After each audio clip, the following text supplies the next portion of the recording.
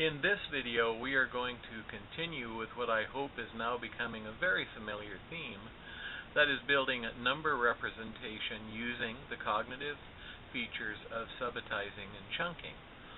In our last video, we created a new unit, in this case, the 100 flat, which is composed of 100 small centimeter cubes.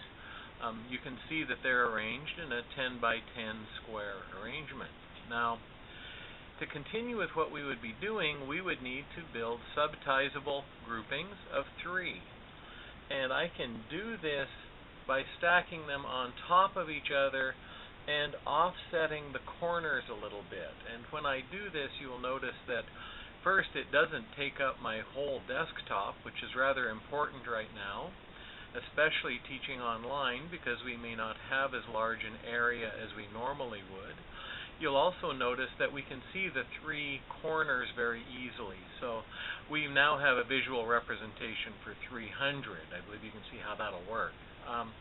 400 would look quite similar, and we would now stack them up again, offsetting the corners to build visual recognition for 100, 200, 300, 400, 500, 600.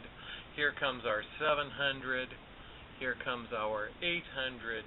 Here comes our 900.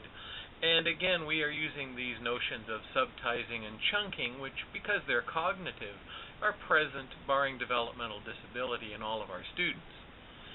You'll notice that when we place the next one down, we are again in a very familiar situation by now.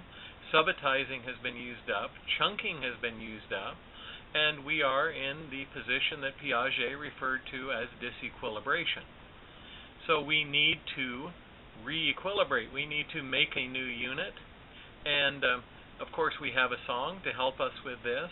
Remember, the song is eventually going to link in to help us learn about base, exponent, and place value. But for now, we just sing along with me offline while I am putting this together. If you can regroup, you must regroup. And this is how you do it. 10. Now, we've built what should be a new unit here.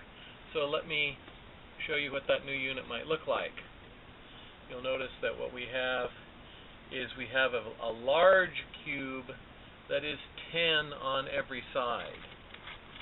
And for those of you who have familiarity working with the base 10 blocks, you'll recognize this as the thousands cube. It should be an old friend to you if you've had any classroom experience. If not, believe me, you'll have plenty of opportunity to become familiar with the thousands cube as we go forward in the videos that follow. But you will notice that for each of these representational strategies, we follow the same pattern. We identify the object we are going to act upon. We perform well-defined actions on that object, and the mathematics that emerges relies upon the notions of subtizing and chunking and lead to mathematical representation of number.